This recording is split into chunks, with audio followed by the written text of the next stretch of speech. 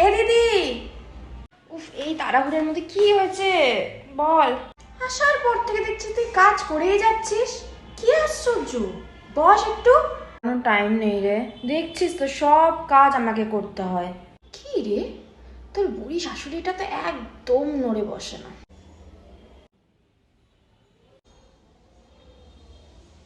আমার কপালে শান্তি নেই। ওই বুড়ি যেদিন মরবে সেদিন তোর শান্তি।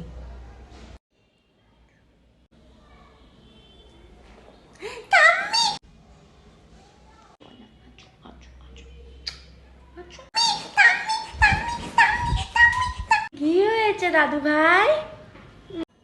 বুলি, শয়তান বুলি, বুলি মুখবে।